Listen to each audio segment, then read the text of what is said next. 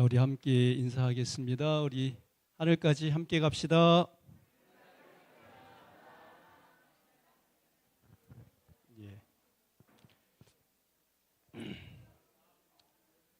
예. 예전 같으면 연말 연시에 이렇게 크리스마스 카드와 더불어서 연합장과 더불어서 새해를 위해서 또 이렇게 저희가 카드도 보내고 그랬던 기억이 납니다. 지금은 뭐 카톡이 있어가지고 그냥 그림 하나 다운 받아가지고 잘 보내면 되죠, 그죠? 그리고 어떤 분들은 또 자기 사진에다가 정성스럽게 인사말 이렇게 해가지고 또 이렇게 보내기도 합니다. 어쨌든 이 한 해 동안 우리 성도님들 여기까지 오시느라고 고생 많으셨습니다. 순탄치만은 않은 그런 시간들이었지만은 동행해 주신 여러분 모두에게 정말 한 분 한 분께 다시 한번 정성을 다해 감사의 마음을 드립니다. 새해에도 변함없는 사랑으로 우리 주님께 나아가고 연합된 모습으로 주신 사명을 잘 받들 수 있는 믿음의 가족들 다 되실 수 있기를 주님의 이름으로 축복합니다. 저는 오늘 이 해를 마감하면서 오늘 말씀의 제목을 그래도 믿어야 한다. 그래도 믿어야 한다라고 하는 제목으로 하나님의 말씀을 증거하려고 합니다. 지금 보시는 이 화면은 삼육대학교 도서관입니다. 아마 봄날 이렇게 벚꽃이 피었을 때 이렇게 이 도서관을 찍은 것 같은데요. 제가 삼육대학교에서 도서관 숙직생으로 군대 가기 전에 알바할 때였습니다. 지하에 이렇게 들어가면은 열람실이 있었어요. 그런데 사용하지 않는, 대부분 거기는 거의 사용하지 않는 세미나실이 지하에 있었는데 한 번은 거기를 들어가게 됐습니다. 이제 들어가서 그 문을 잠그고 한참 이렇게 걸어갔는데 그 다음에는 정말 빛 한 알갱이가 들어오지 않는 것입니다. 정말 진짜 암흑이었어요. 근데 그런 암흑을 처음 맛보게 됐을 때 갑자기 불안한 마음이 엄습하더니 잘못하면 죽을 수도 있겠다라고 하는 그런 두려움이 들더라고요. 정말 막 식은땀이 났고 이 빛이 없다 보니까 제가 들어간 곳에서 문이 어디에 있는지도 모르고 찾을 수가 없었어요. 한참을 더듬거리면서 간신히 문을 다시 열고 나왔는데 제 온몸에 정말 땀이 흥건하게 배인 것을 느낄 수 있었습니다. 그런데 우리 인생에 있어서도 이와 같이 너무나도 두렵고 어두운 그런 터널을 지나갔던 그런 사람들이 성경에 나온다고 하는 것이죠. 성경의 인물들 가운데 이런 경험을 한 사람을 예로 들라 한다면 저는 여인 중에 나오미를 들 수 있지 않을까 생각이 듭니다. 잘 아시는 것처럼 엘리멜렉이라고 하는 남편이 있었고 말론과 기륜이라고 하는 두 아들이 있어서 이 나오미는 정말 행복한 삶을 살던 여인이었습니다. 흉년만 아니었으면 그가 모압으로 이사갈 필요도 없었는데 어쩔 수 없이 모압에 갔다가 거기서 눌러앉게 되었고 거기서 사랑하는 두 아들을 모압 여인과 결혼을 시키게 된 것입니다. 그런데 뜻하지 않게 남편이 죽었고 결혼한 큰아들과 작은아들 역시 원인도 모르게 죽어 나가게 된 것입니다. 하루아침에 그 집안은 과부가 되고 만 것입니다. 여러분, 동네 사람들이 그 집안을 향해서 어떻게 했을까요? 손가락질 하지 않았을까요?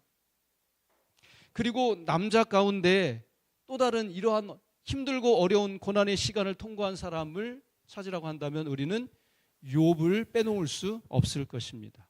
그는 아들이 7이고 딸이 3이었습니다. 양도 7천이나 되었고 소도 500결이나 되고 약대도 3천이고 암나귀가 500이고 종도 셀 수 없이 많았어요. 동방에서 정말 네로라 하는 제일 가는 그러한 부자였습니다. 그러나 우리가 잘 아는 것처럼 그에게 찾아온 연쇄적 불행 앞에서 결국 그는 발바닥에서 정수리까지 악창이 나왔고 잿더미 위에 앉을 수밖에 없는 신세가 되고 맙니다. 그런 가운데 기왓장으로 그 가려운 자기 살들을 덕덕 긁어대고 있을 때 그의 부인이 뭐라고 이야기를 합니까? 하나님을 욕하고 죽으라고 정말 망발을 합니다. 여러분, 사람이 이렇게 어려운 공경에 처하게 된다면 무슨 생각을 하게 될까요? 이런 때도 과연 하나님께서 나와 함께 계시는구나, 하나님은 사랑이시고 하나님이 우리의 아버지시라고 했는데, 여러분, 그런 때도 그런 사실들을 믿을 수 있겠습니까? 정말 그분은 우리의 피난처가 되시며 환난 날에 산성이 되신다고 하는 그 사실을 그래도 우리 성도님들께서는 믿으실 수 있겠습니까? 우리가 살펴볼 본문 마가복음 5장에 보면 이런 동일한 상황에서 믿음을 지킬 것인가 버릴 것인가 기로에 섰었던 한 사람을 보게 됩니다. 우리 함께 교독하도록 하겠습니다. 예수께서 배를 타시고 다시 맞은편으로 건너가시니 큰 무리가 그에게로 모이거늘 이에 바닷가에 계시더니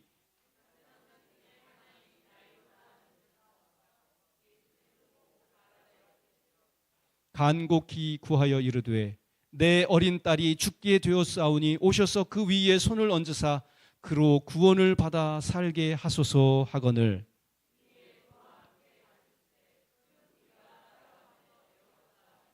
아멘. 이름은 야이로이고요, 직책은 회당장입니다. 예수님께서는 당시에 유대의 관원들을 직접적으로 탄핵을 하신 경우가 여러 번 있습니다. 화 있을진저 하면서 그들의 실상을, 영적인 실상을 낱낱이 다 들추어 내신 것입니다.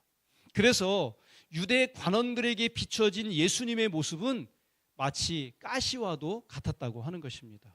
여러분, 더군다나 이 회당장 정도면은요, 최소한 그래도 나이가 40 이상이요 또 50 이상은 됐을 거라고 하는 것이죠. 거기에 비해서 예수님은 잘 아시는 것처럼 그의 공중생애의 이 시작점이 몇 살이셨어요? 30살이셨습니다. 그래서 예수님께서는 그에 비하면은 아주 젊은 그런 사람이었습니다. 그런데 이 콧대 높은 자존심을 꺾어버리고 최면이고 뭐고 예수님께 나온 걸 보면 이 야이로의 상황이 꽤나 절박했었던 것 같습니다. 그가 처한 상황은 어떤 상황이었습니까? 어린 딸이 죽게 되었다고 하는 것이죠. 여러분, 자기 자식이 죽어가는 걸 보고 가만히 앉아있을 아버지가 있습니까? 그런 아버지는 아마 하나도 없을 것입니다.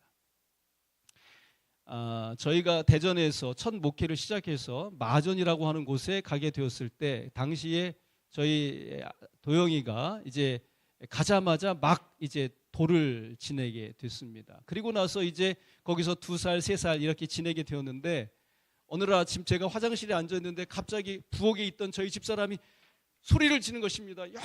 여보, 뭐라고 말을 해야 되는데 왜 그래? 저는 왜 그래? 이렇게 했어요. 그랬더니 말을 못하는 거예요. 그래서 이제 주섬주섬 이제 화장실에 뛰쳐나와서 방에 가보니까 도영이가 눈이 돌아가는 것입니다. 그리고 고개가 돌아가더니 팔도 돌아갑니다. 어떻게 할 길이 없었어요. 그래서 그 아이를 끌어안고서 막 이제 시내에 있는 병원으로 뛰쳐가려고 일어났는데 그 아이가 왜 이렇게 무거운지요. 달리기를 하는데 제가 달리기를 그렇게 잘하는데 달려지지가 않는 것입니다. 막 발이 땅에 붙는 것 같고 막 가슴이 두방울을 치는데 이 아이가 어떻게 되는 건 아닌가 싶은 생각에 가슴이 놀래버렸습니다. 가는 동안에 이 아이가 오줌을 쌌어요. 그래서 그런지 병원에 갖다 뉘우니까 조금 있다가 의사가 아이를 옷을 다 벗기는 것입니다. 그리고 알코올 갖다가 막 몸을 닦더니 열을 강제로 식히는 것이죠. 그런 다음에 이 아이가 정상으로 돌아오는 것입니다. 그때 그 마음이 얼마나 놀랐든지요. 여러분, 자기 자식이 죽어가는 것을 보고 가만히 있을 아버지는 이 세상에 아무도 없다고 하는 것이죠. 그래도 이 야이로가 자기 자녀의 문제를 가지고 예수님께 온 것을 보면 그래도 우리 딸을 고칠 수 있다고 하는 믿음은 있었던 것 같습니다. 여러분, 그래서 그가 예수님께 사정을 하고 예수님을 모시고 이렇게 함께 동행하게 되었을 때 기뻤을까요? 예, 정말 기뻤을 것입니다. 주님과 동행한다고 하는 그 사실과 이제 곧 자기 딸이 살 수 있다고 하는 확신이 그의 모든 염려를 물리쳐 주었을 것입니다. 그럼에도 불구하고 지금 이 야이로는 1분 1초가 급했다고 하는 것이죠. 잠시라도 지체되는 일이 있어서는 안 되는데 큰 무리가 예수님 주위에 에워싸 미는 것입니다. 여러분, 이 예수님을 모시고 가는 이 야이로의 마음이 얼마나 조바심이 났을까요? 그리고 또 어떤 생각이 들었을까요? 내 딸이 죽기 전에, 숨이 끊어지기 전에 예수님이 우리 딸 앞에 있어야 되는데 하는 그런 생각으로 그의 속이 아주 시커멓게 타 들어갔을 것입니다. 그런데 여기 시대의 소망에 보니까 다음과 같은 말씀이 있습니다. 다 같이 읽겠습니다. 시작. 예수께서는 때때로 멈추시어 고통당하는 자를 구하시고 마음에 근심하는 자를 안위하셨다. 지금 예수님이 자기 딸을 향해서 빨리빨리 발걸음을 옮겨놓고 있다고요? 아니에요. 정말 이 야이로의 입장에서는 애워싸 미는 군중들이 미웠고 심지어는 자주 서시기까지 하시는 예수님이 원망스러울 따름이었습니다. 거기다 아예 예수님의 앞길을 막아선 한 여인, 혈루병을 가진 여자가 나타나게 된 것입니다. 아니나 다를까 결국 그렇게 지체됨으로 인해서 가장 걱정하던 일이 일어나고 말았습니다. 35절, 아직 예수께서 말씀하실 때에 회당장의 집에서 사람들이 와서 회당장에게 이르되 당신의 딸이 죽었나이다. 어찌하여 선생을 더 괴롭게 하나이까? 여러분, 여러분들 같으면 이런 상황에서 어떻게 하시겠습니까? 야이로의 머릿속에는 정말 만감이 교차했을 겁니다. 그렇지 않아도 너무나도 촉급한 시간인데 왜 그 여자는 나타나가지고 결국 우리 딸만 죽게 만들었는가? 또 예수님도 원망스러웠을 겁니다. 내 딸은 죽음 직전이고 이 여자는 금방 죽을 것 같지도 않은데 왜 이 여자를 붙잡고 뜸들이고 있으니 예수님 정말 내게 관심이나 있기나 한 것인가? 예수님도 별 수 없구나. 이제 끝났으니 소식을 전한 종의 말대로 얼른 가서 장례나 치러야겠다. 여러분, 이런 상황에서라도 하나님을 믿을 수 있겠습니까? 정말 하나님이 사랑이시며 우리의 하늘 아버지라고 하는 그 사실을 그래도 믿으실 수 있겠습니까? 그런데 그때 주님께서 뭐라고 말씀하시냐면 이렇게 말씀하십니다. 다 같이 읽습니다. 시작. 예수께서 그 하는 말을 곁에서 들으시고 회당장에게 이르시되 두려워하지 말고 믿기만 하라 하시고. 어떻게 하라고요? 두려워하지 말고 믿기만 하라. 여러분, 믿음이 무엇입니까? 예, 1850년대 당시 미국의 복음의 각성이 일고 있을 때였습니다. 그때 당시 복음을 아주 설교하기로 유명했었던 한 목사님이 계신데 그분이 바로 무디라고 하는 목사님이십니다. 근데 이 무디 목사님에게 하루는 아침에 어떤 한 청년이 찾아와서 목사님, 믿음이 뭔지 좀 가르쳐 주세요. 그렇게 하는 것입니다. 그래서 목사님께서는 그 청년을 데리고 등산을 하게 되었습니다. 등산을 하시다가 산 꼭대기 가까이에 이르러 낭떠러지가 있는데 그 곁에 이 낭떠러지 곁으로 길게 뻗어 있는 소나무에 그 청년 보고 올라가라고 하시는 것입니다. 그러더니 그 나무를 잡고 그 가지에 매달려 있는 그 청년에게 갑자기 이복에 손을 놓게나. 여러분, 손 놓을 수 있습니까? 그때 목사님이 이 무디 목사님이 청년에게 그렇게 이야기해 주셨다고 그래요. 잡으면 살고 놓으면 죽는 게 믿음일세. 뭐라고요? 잡으면 살고 놓으면 죽는 게 믿음이라는 것입니다. 여러분, 그래서 믿음이라고 하는 것은 생명이라는 사실을 기억하시게 되기를 간절히 바랍니다. 여기는 서울 삼육병원의 에덴 동산이라고 하는 곳입니다. 저도 대학교 1학년 때 그 중간고사, 첫 중간고사를 볼 때 이 간염에 걸려가지고 시험도 못 보고 병원에 입원했었던 때가 있었는데, 그때 이 동산에 가서 저도 기도를 좀 많이 했었습니다. 근데 제가 이제 그 대학교 3학년 때인가요? 2학년 때인가요? 조병일 교수님한테 한 수업을 하나 듣게 되었는데, 그때 당시에 우리 목사님께서 한 이야기를 해주셨어요. 자기 경험담 이야기를 해주셨어요. 그리고 우리 목사님의 이 조병일 교수님의 그 경험담이 교회 지남 2006년도 11월에 이렇게 기사에 났었습니다. 내용은 어떤 거냐면, 그때 당시 마음에 이렇게 사모하고 결혼하려고 이렇게 약속한 여인이 있었습니다. 그 여인은 바로 그의 부인이 되신 이상업 교수님이었습니다. 근데 그때는 결혼 전이었고, 이 이상업 교수님이 그때 당시에 아마 처녀로서 굉장히 위험한 그런 지병이 있었던 것 같아요. 그래서 우리 조병일 목사님이 이 에덴 동산에 있는데 가가지고 나무 가지를 하나 잡고 그날 밤에 밤새도록 기도를 하셨다는 것입니다. 근데 아침에 일어나 보니까 그 나무가 어떻게 됐다고요? 네? 얼마나 간절히 기도했는지 그 나무가 거의 뽑힐 지경이 되었더랍니다. 정말 간절한 기도였고 하나님과 씨름하는 그런 기도였다고 그렇게 기도하고 있습니다. 그런데 그 전날까지만 해도 정말 생사를 오가는 그런 상황에 있었던 그의 여친이요, 결혼 상대자였던 이 이상업 교수님이 그 아침에 가보니까 밝은 얼굴로 생긋 자기에게 웃어주는데, 그렇게 행복할 수가 없고 그를 살려주신 하나님이 너무 감사했다고 하는 그러한 이 간증이 거기에 기록되어져 있습니다. 사랑하는 여러분, 우리가 어떤 절망 가운데 있든지 모든 것이 내게서 떠나간 것 같은 때일지라도 하나님이 살아계시다는 사실을 믿으시게 되기를 간절히 바랍니다. 하나님은 사랑이시고 결코 우리를 버리지 아니하시는 우리의 하늘 아버지라고 하는 사실을, 그 믿음을 꼭 간직하시게 되기를 간절히 바랍니다. 그런데요, 우리 예수님께서는 우리 보고 무턱대고 믿으라고 하지 않으신다고 하는 것입니다. 우리 예수님께서는 우리가 믿음을 가지고 당신의 자녀로 살아가시는 일에 굉장히 주도 면밀하신 분이십니다.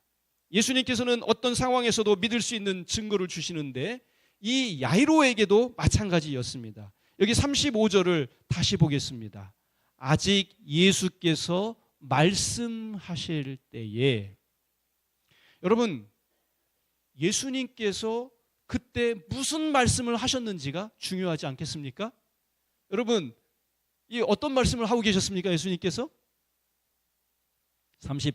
죄송합니다. 왜 이렇게 넘어갔죠? 34절입니다. 다 같이 읽어보겠습니다. 시작. 예수께서 이르시되 따라 내 믿음이 너를 구원하였으니 평안히 가라. 내 병에서 놓여 건강할지어다. 그러니까 예수님께서 지금 혈루병 걸린 이 여인을 뭐하고 계신 거예요? 칭찬하고 계신 것입니다. 특별히 그녀의 믿음이 아주 훌륭한 믿음이라고 하는 사실을 지금 칭찬하시는 것입니다. 사실상 이 말을 들어야 할 사람은 혈루증 여인이라기보다는 이 여인과 같은 믿음의 경지에 들어가야 할 누구였어요? 야이로였다고 하는 것이죠. 예수님은 야이로를 위해서 이 혈루병 여인을 통해서 믿음이 무엇인지, 그리고 믿음이 어떤 일을 할 수 있는지에 관해서 지금 실물 교훈을 주시고 계셨던 것입니다. 여러분, 이 여인의 믿음은 어떠한 믿음이었습니까? 여기 25절로 28절 말씀 다시 한번 교독하겠습니다. 12해를 혈루증으로 알아온 한 여자가 있어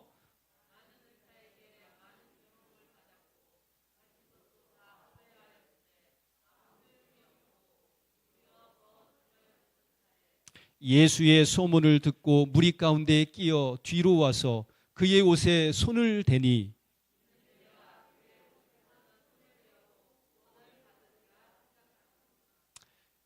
여러분, 이 여인이 만약에 남편이 있었다면은 어떤 상황이었을까요? 아마 쉽게 버림받을 수 있는 그러한 처지였다고 하는 것이죠.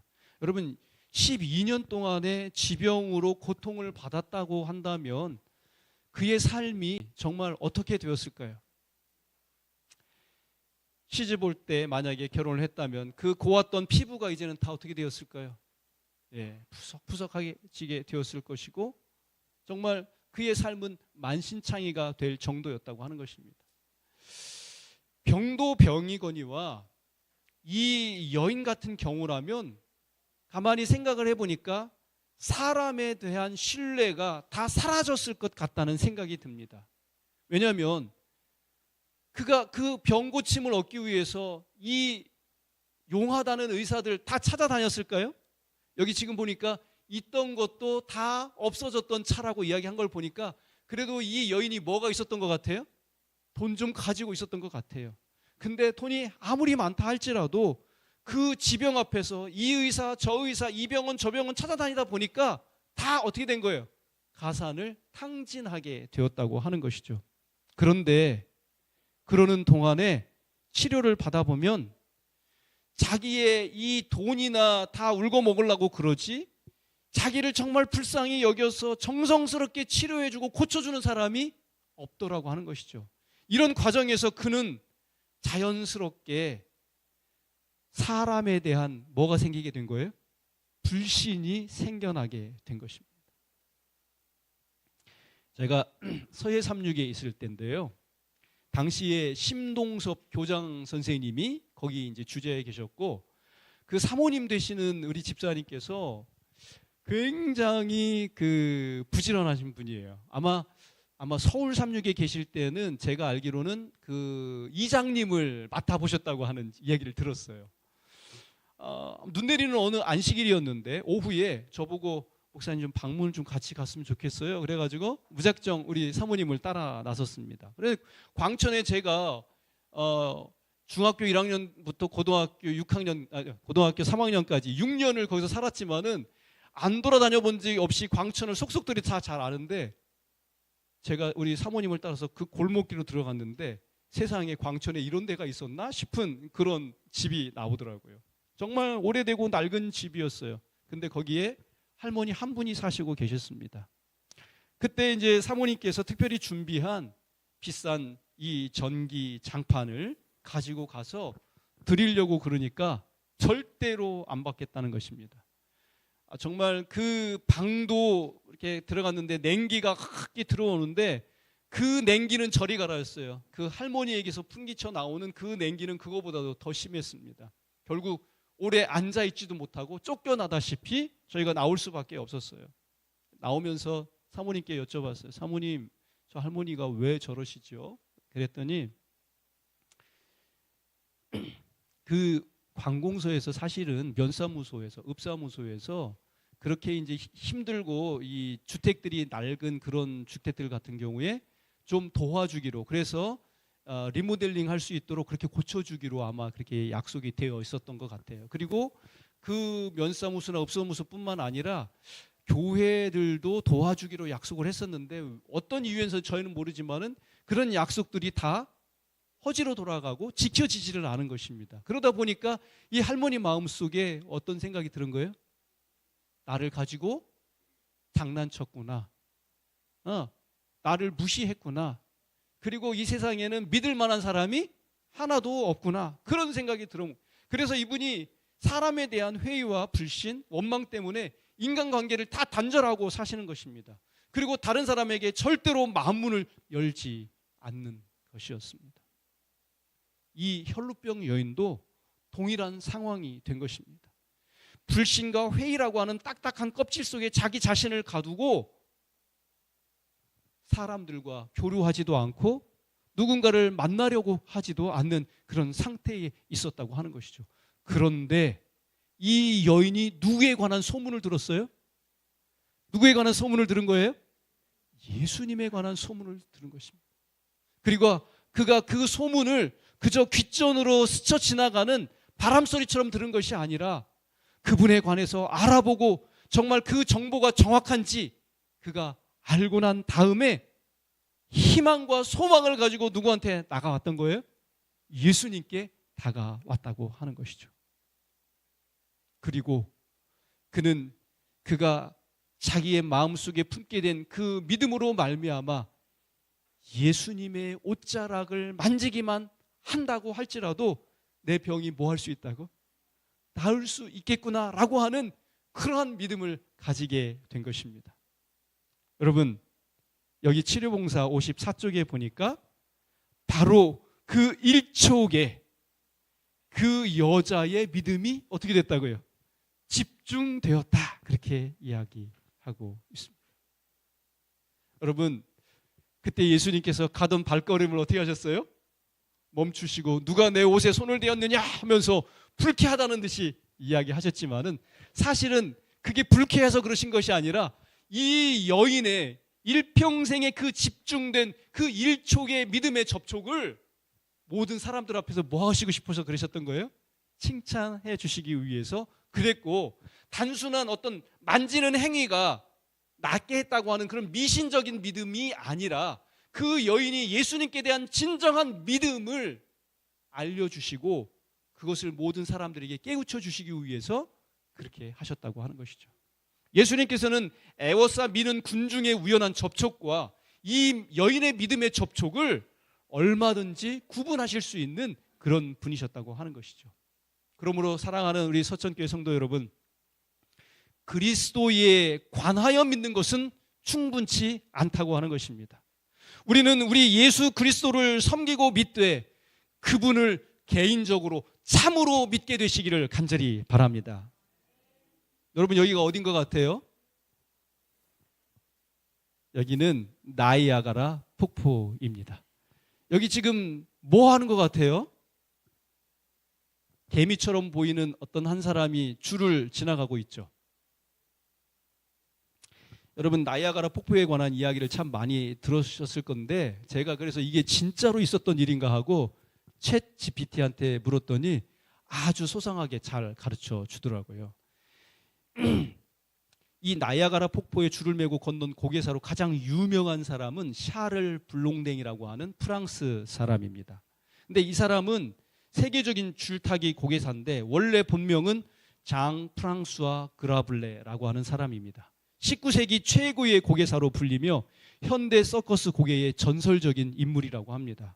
근데 이분이 1859년 6월 30일 나이아가라 폭포 협곡 위에 높이 50m 그리고 길이는 340m 되는 단 한 개의 밧줄을 아무런 안전장치도 하지 않은 상황에서 건너가는데 수천 명이 그것을 바라본 것입니다. 이것이 인류 최초의 나이아가라 폭포 줄타기 횡단이었다고 하는데 더 충격적인 것은 이 블롱댕은 그 한 번으로 끝내지 않고요, 눈을 가리고서 거기를 건너갔다고 합니다. 그리고 중간에다가는 의자를 놓고 앉아서 쉬기까지 했대요. 그리고 줄 위에서 오믈렛을 만들어 먹기도 했다는 것입니다. 그리고 외바퀴 수레를 밀고서 횡단도 했고요, 사람을 업고 횡단하려고 했는데 자원하는 자가 없었다고 합니다. 아주 유명한 일화가 있어요. 블롱댕이 한 번은 여기를 건너고 온 다음에 자기에게 막 박수를 치는 환호성하는 사람들에게 내가 이 외바퀴 수레를 밀고 건널 수 있다고 믿습니까? 그랬더니 거기 모인 사람들이 다 어떻게 했을까요? 박수를 치면서 막 환호성을 치면서 믿는다고 막 그랬습니다. 그랬더니 그 사람이 뭐라고 그러냐면 그럼 누가 이 수레에 타시겠습니까? 나왔을까요? 안 나왔을까요? 한 사람도 안 나왔다고 하는 것이죠. 여러분, 쉽게 말하면 이 블롱댕이 누군가를 수레에 태워서 그 외줄을 건너서 거기를 지나갈 수 있다고 믿는 거는요, 관하여 믿는 거예요. 내가 정말로 저 사람을 믿는다면 내가 저와 함께 목숨을 함께 했다고 하는 그러한 올인이라고 하죠. 올인.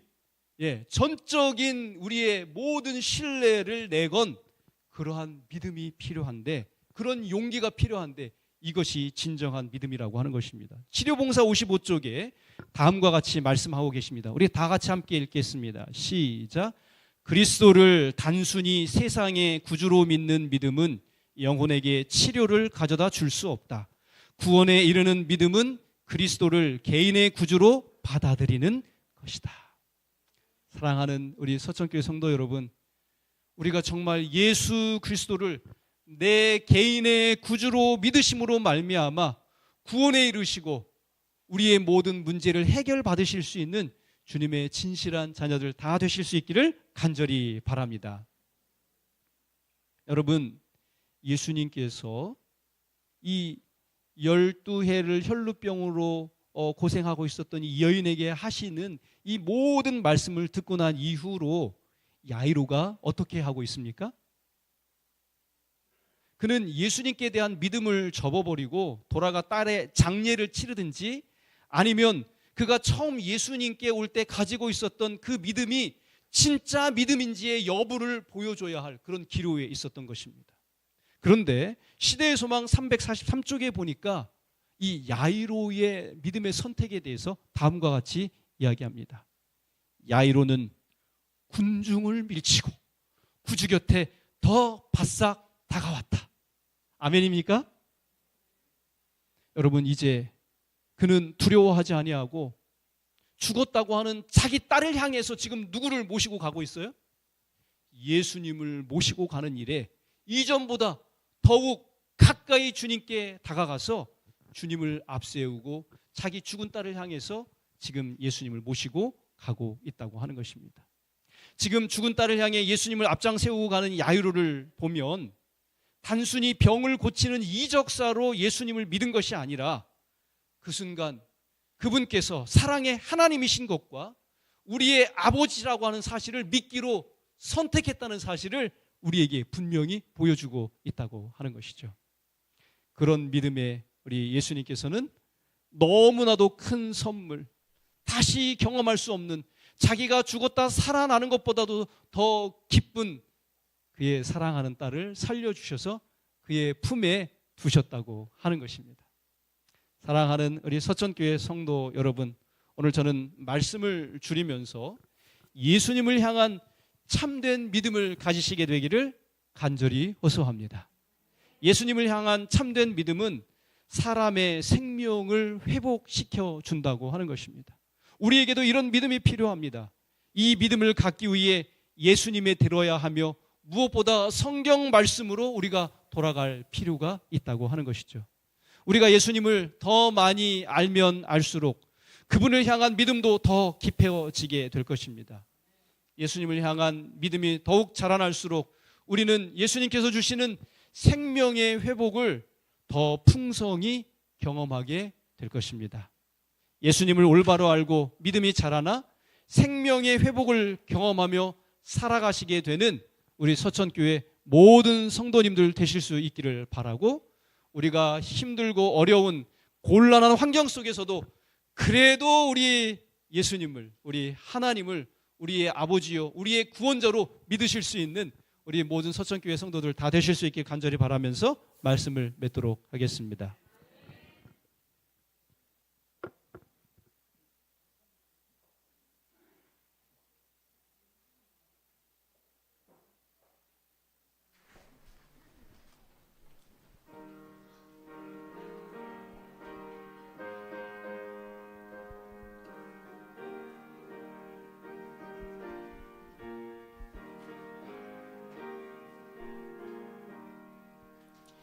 이 몸의 소망 무행가 내 주의 보혈 뿐일세. 주 예수 이름 밖에는 마음 붙일 곳이 없도다.